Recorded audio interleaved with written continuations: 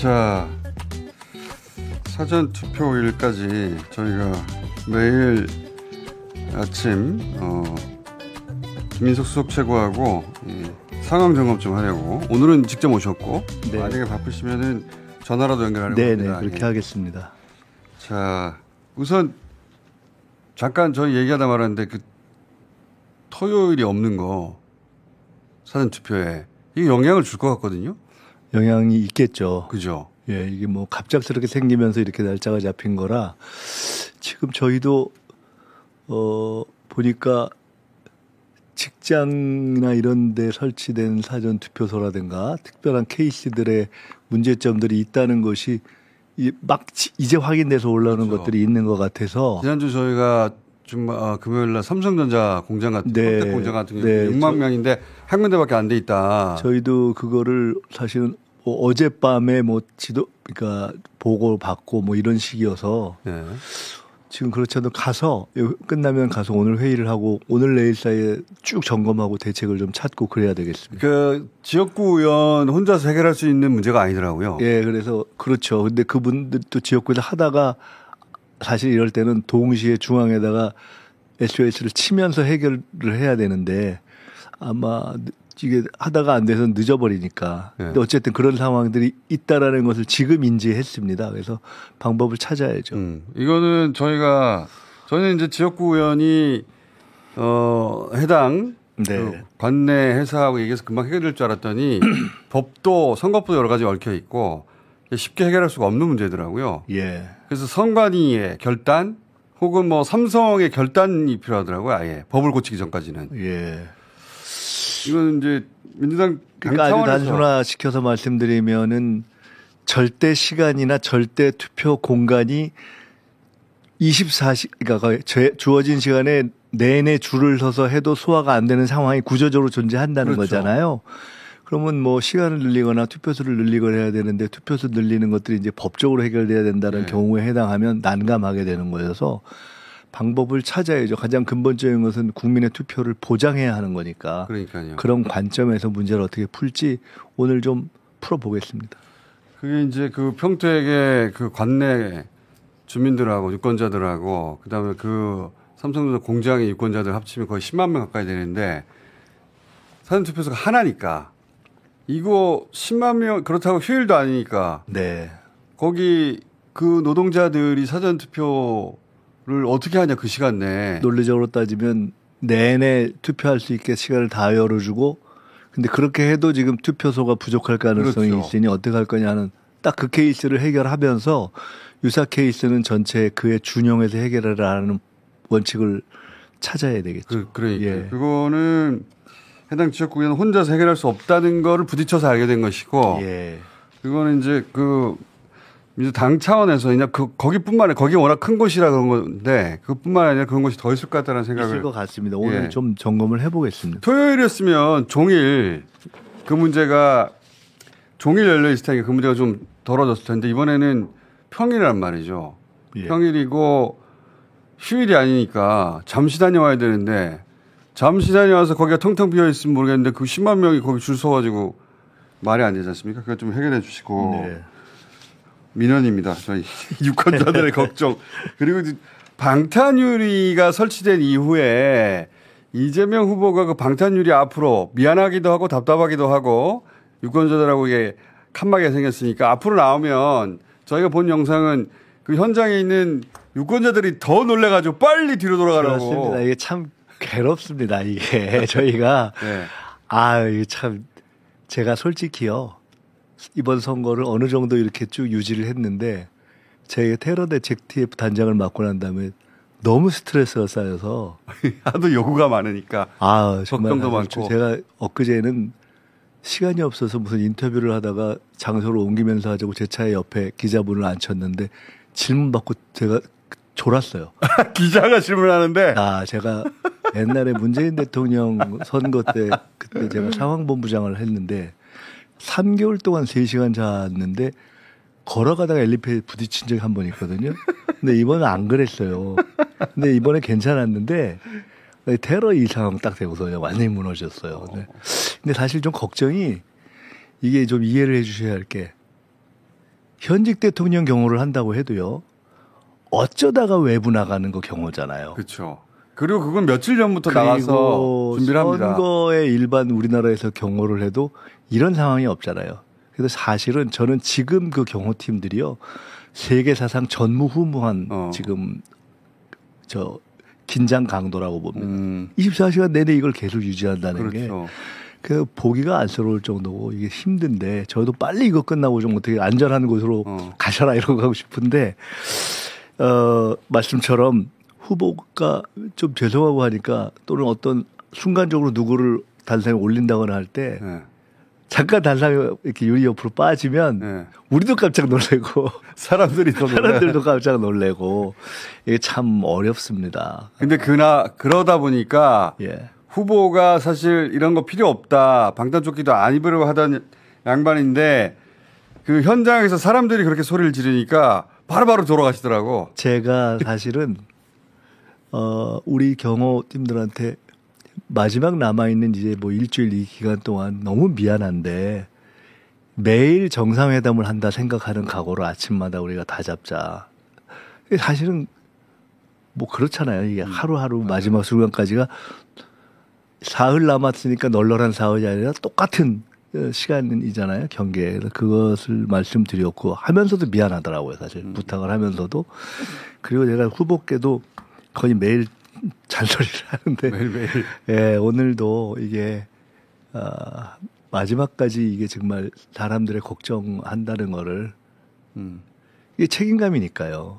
근데 이제 방탄 유리가 설치된 이후로는 사람들이 좀 안도하는 것 같아요, 실제로. 일단은 처음에 그거 설치하고 밑에 모래주머니가 보인 적이 있어요. 근데 이게 사실은 원래 준비해서 정말 K 이 방탄유리 수준에 맞게 우리가 디자인도 했어야 되는데 네. 그게 되기 전에 우선 급해서 사실 중간 단계에서 우선 먼저 한 거였는데 그때도 모양 빠진다고 엄청나게 욕설을 하셔가지고 근데 이제 어쨌든 조금 이제 안착은 됐는데 각도라든가 이런 걸 다 이제 맞춰서 큰 틀의 위험은 일단은 잡고 많은 것들을 보완은 지금 하고 있는 단계입니다. 근데 이제 조금 전에 말씀하셨던 그렇게 후보가 직접 드러나는 동선이라든가 벗어나는 시간 이럴 때는 사실은 긴장하죠. 예. 많이 줄긴 했지만 여전히 후보가 그걸 벗어날 때가 있긴 있군요. 아니 그럴 때가 있죠. 그리고 이제 지금부터 마지막까지 시간 동안에 이제 그런 경우가 있을 수 있잖아요. 그래서 하여간 최선을 다해서 저희로서는 제가 아까 말씀드린 것처럼 무사 안전하게 네. 오늘도 무사히 해서 경호도 굉장히 힘들 것 같아요. 네, 선거 승리하고 당선돼서 그런 거 전문으로 하는 분들이 다 하는 곳으로 좀 보냈으면 좋겠습니다. 자, 그래도 저는 방탄유리 설치되고 그 뒤에 후보가 있으니까 훨씬 더 안심이 되더라고요. 네. 사각도 거의 많이 줄어든 것 같고. 네, 네. 근데 경호팀 진짜 힘들 것 같아요. 왜냐하면 대통령 경호도 그 장소가 정해지고 미리 가가지고 며칠 전부터 그걸 보는데 이거는 뭐 어쩌다가 예를 들어 한 달 내내 청와대나 용산에 있다가 어쩌다가 행사 가서 잠깐 반짝하고 들어오는 거잖아요. 근데 이거 전혀 다른. 그러니까요. 경호하시는 분 진짜 힘들 것 같아요. 자, 그리고 또 우려하는지 안 하는지 모르겠지만 언론에서는 그 호들갑을 떠는 한 자릿수로 좁혀졌다느니 어떤 건 뭐 서울에서 역전됐다느니 네네. 신뢰하기 어려운 그런 조선들도 막 등장하면서 단일화가 되면 어떻게 될 거라는 이런 이제 보도들 많지 않습니까? 네. 네. 실제로 처음부터 저는 일관되게 좁혀질 거다고 말씀드렸고 지금 조사마다 다르지만 후보의 격차, 개인 격차는 뭐 상당히 나고 그다음에 정당 지지율 격차는 그보다는 상당히 작고 그럼 그 중간 어딘가로 이렇게 쭉 좁혀질 것은 너무 당연한 거거든요. 네. 그리고 통상은 모든 선거가 큰 선거는 정당 지지율로 수렴합니다. 네. 그렇기 때문에 그것까지를 저희가 마지노선으로 보고 있는데 만약 이 상황에서 정당 지지율로 끝이 난다면 우리는 선거운동 하나도 안 한 셈이 되죠. 정말 잘못한 거가 되고 또 하나는 다른 것이 정당 지지율로 수렴하기에는 정권 교체에 대한 희망도라는 것이 존재하지 않습니까? 그래서 후보 격차와 정당 지지율 사이에 어느 쪽으로 좁혀지지만 큰 틀에서의 정권 교체 희망, 내란 심판에 대한 국민의 판단을 벗어나지는 못하는 것이죠. 그러면은 어떻게 될 것인가를 보고 저희들이 좁혀지는 것을 예측한 대로 가는 것을 막 조급해하지는 않고요. 이걸 적절하게 관리해 가면서 가는 건데요. 왜냐하면 또 하나는 후보의 지지율이 이재명 후보의 지지율이 천장을 친 측면도 또 있기 때문에 막 60, 70, 80까지 올라가기는 어려운 거 아닙니까? 다만 이제 단일화 문제는 뭐 사실은 야합인데 내란 세력과 그다음에 어쨌든 이준석 후보의 스탠스가 좀 달랐기 때문에 근데 그걸 할 거냐 말 거냐에 있어서 저는 개인적으로 동기와 구조상으로는 하려는 동기가 99% 100%라고 봤고 국민의힘은 100% 이준석 후보는 99%라고 본 거고요. 왜 그렇게 생각하십니까? 네, 후보께서도 그렇게 보시고 왜냐하면 국민의힘은 어쨌든 합쳐야 되니까 그렇죠. 문수 후보는 그렇고 이준석 후보는 나오고 싶어서 나온 게 아니잖아요. 그리고 거기 계속 있으면서 이번이든 다음이든 제3지대에서 대통령 될 수 있는 길은 없잖아요, 사실. 진심으로 그런 것도 아니고. 그래서 이준석 후보의 메시지 자체가 중도 메시지로 갔다가 보수, 진정한 보수 메시지로 갔다가 왔다 갔다 하는 거거든요. 옛날에 이낙연 전 총리도 그랬어요. 나갔을 때 그 메시지가 왔다 갔다 했던 것이어서 그것이 왔다 갔다 이제 하는데 또 하나는 이런 부담이 있을 수 있겠죠. 나중에 결국 표를 갈랐을 때 장기적인 행보에 있어서 본인의 어떤 부담이 있는 것이고 또 하나는 이승민 전 대표처럼 될까 봐. 네. 실리적으로 요번 딱 지난 다음에 결국은 국민의힘이 이제 엉망이 된 거잖아요. 한동훈 다르고 안철수 다르고 네, 엉망진창이죠. 네, 홍준표 다르고 권성동 다르고 다 다른 게 되는데 사실상 안철수, 한동훈 이런 분들은 다른 의미의 당권 레이스를 시작한 거잖아요. 그렇죠. 안철수는 열심히 하는 방식으로 한동훈은 저 윤석열 나빠요 이러면서 시작한 거잖아요. 그런데 이렇게 해서 끝났을 때는 선거 기간 중에는 근사하지만은 끝나고 나면은 밖에 있으면은 국민의힘 재편 과정에 참여할 길이 없기 때문에 어쨌든 합치는 방식으로 하면서 들어갔을 때 그런 당권 레이스에 참여할 수 있는 길이 생기는 거 아닌가. 뭐 이런 등등을 보면 구조와 동기를 보면은 99%인데 이게 이제 한덕수 대행이 후보가 됐다면 훨씬 빨리 정리를 했을 것이고 근데 이제 그렇게 안 된 데다가 지지율이 합쳐도 안 된다고 나오는 데다가 애매한 거죠. 그런데다가 가장 근본적으로는 명분이 없으니까. 네. 네. 그 명분이 단일화하면 이긴다는 명분이라도 있어야 되는데. 아니 이긴다는 명분도 없는 데다가 그 내란 세력하고 합칠 명분이 너무 없잖아요. 그러니까 그러면은 아우 저기 뭐 지금 아마 이준석 후보에게 여론조사 이렇게 지지를 눌러주시는 분들 중에 일정 부분은 아유 혹시 뭐 진짜 제3의 길을 가려나? 또는 그래도 국민의힘 권성동이나 김문수, 윤석열하고는 달리 가겠지? 그다음에 이번에 지더라도 보수가 뭘 조금 새롭게 해봐야 되긴 하겠지? 이런 생각을 하는 분들이 있을 거거든요. 근데 그분들이 당장 야합을 하면 아유 역시 그러네 하고 빠져버릴 거여서 저는 1+1이 결코 2가 안 된다고 봅니다. 실제 뭐 각종 여론조사 보면은 김문수로 단일화할 경우 이준석의 표는 이재명 후보에게도 상당수 옵니다. 그럼요. 예. 그래서 1+1이 1.5 이하로 될 가능성이 높고 이게 정치공학은 이제 안 통하거든요. 그런 것 때문에 결론적으로 말씀드리면 단일화를 하고 싶다. 노력도 할 것이다. 근데 될 가능성이 높지는 않다. 그리고 되더라도 표는 빠진다. 그리고 결국 그래서 그걸 고민하다가 못할 것이다. 라는 정도로 저는 보고 있습니다. 하려고 하는 의지는 쌍방 안에 있는데 그 명분도 계기도 제대로 마련 못해서 못할 가능성이 있다. 그래서 저희가 이제 이 문제에 대해서 그렇게 이야기하는 것은 일부 무슨 보수 언론에서 혹시 우리가 좀 쫄아서 그러냐 이 문제에서 신경 쓰냐는데 저희 그런 건 전혀 없고요. 말씀드린 대로 이걸 하면 이준석 후보가 또 좀 그래도 젊은 후보인데 걱정도 되고 걱정도 네, 되고. 그리고 바람직하지 않다. 한국 정치의 미래를 볼 때 저는 그런 생각 때문에 말씀드리는 겁니다. 자, 근데 이재명 후보는 이준석 후보가 될 거라고 이게 단일화 할 거라고 생각하시는 것 같더라고 보니까. 네, 그러니까 저희 다 결국은 그래서 네.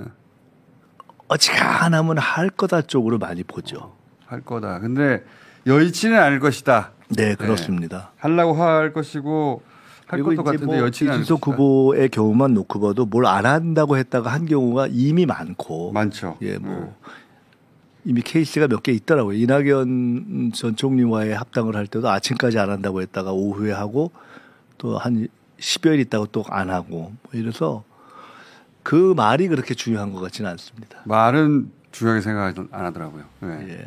한덕수 대행 좀 전에 언급하셨는데 네. 한덕수 대행은 대선 이후 어떻게 되는 겁니까?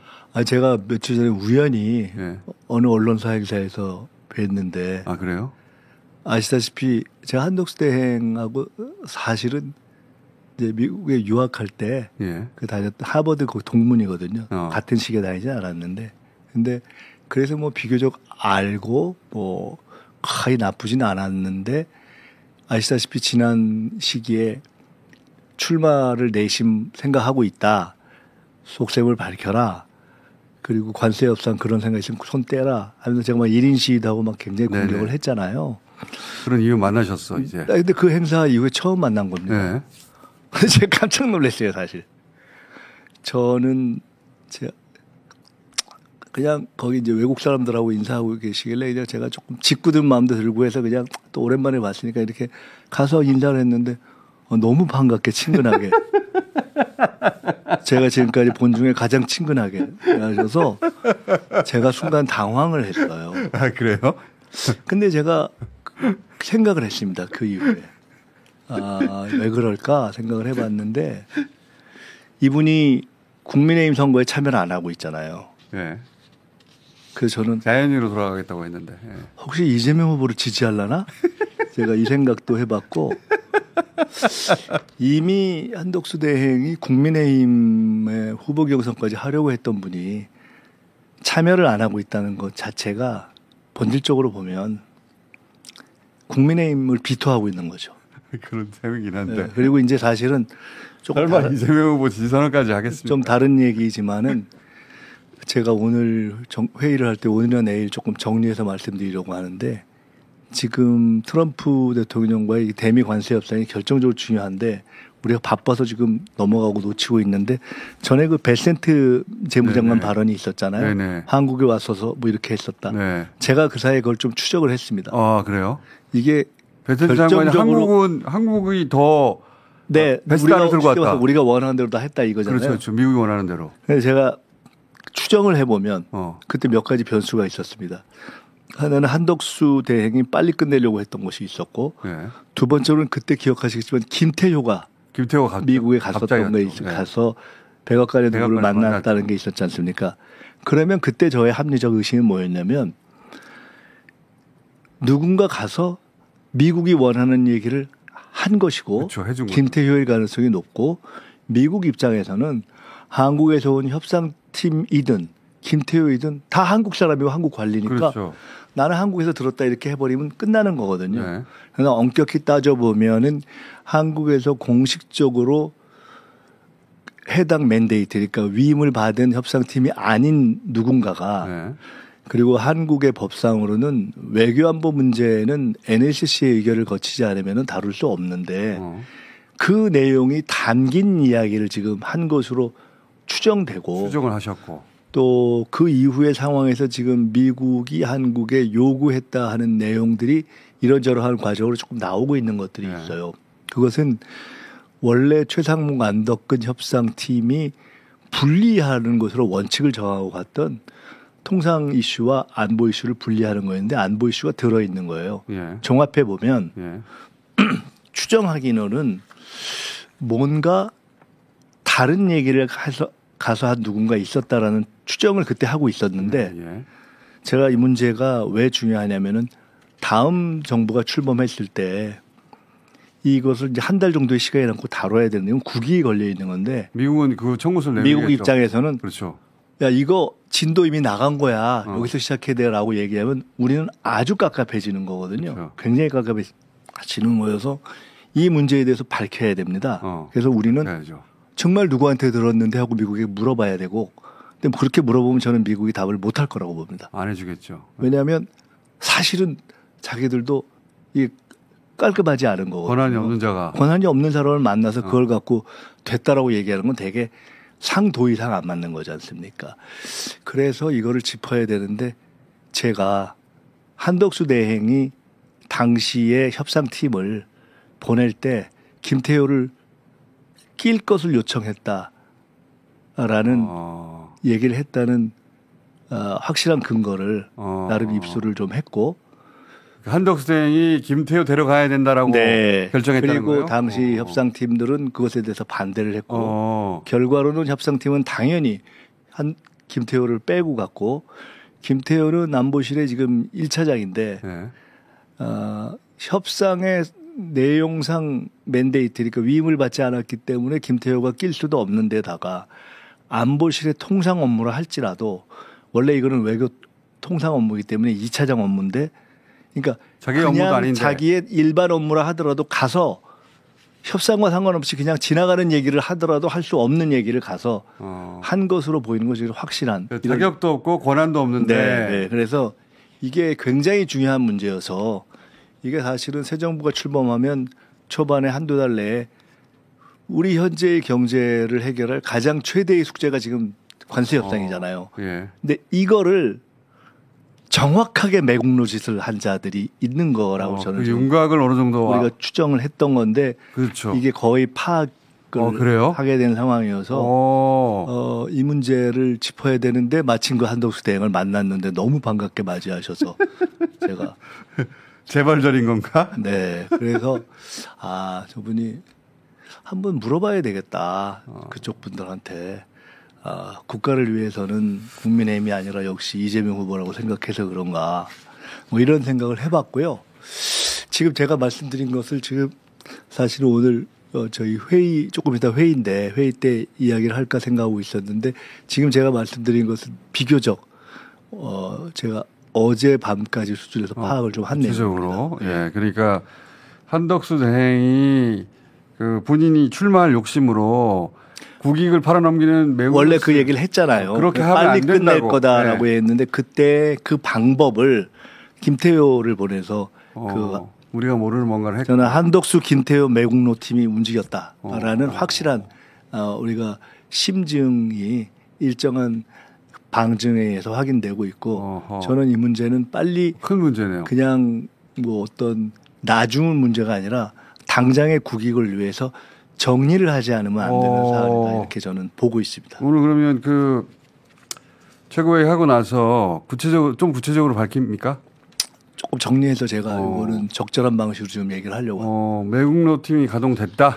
저는 그렇게 보고 있습니다. 굉장히 중요한 문제입니다. 중요한 문제죠. 네. 절대 넘어가서는 안 대선 되고. 마지막에도 중요하고 대선 이후에도 중요하고 저는 이 문제에 대해서 국민의힘이 다 입장을 밝혀야 되고 한대행도 입장을 밝혀야 되고 최상목 전 대행도 입장 밝혀야 되고 다 밝혀야 된다고 봅니다. 알겠습니다. 그거 내일 또 연결할 테니까 혹은 모실 테니까 네. 그 업데이트 해주시고 그리고 이 삼성 공장 문제도 좀 업데이트 해주시고. 예, 오늘 좀 저희가 쭉 체크해 보겠습니다. 그리고 사전 투표 토요일 없다는 것도 저희도 널리 알 텐데 당에서도 널리 알려야 되는 거 아닙니까? 그죠? 예, 그렇습니다. 예, 그렇게 하겠습니다. 오늘부터는 이제 막판이기 때문에 저희들이 1일 이제 저희도 점검 체계로 들어가서 하겠습니다. 내일 또 모시겠습니다. 감사합니다.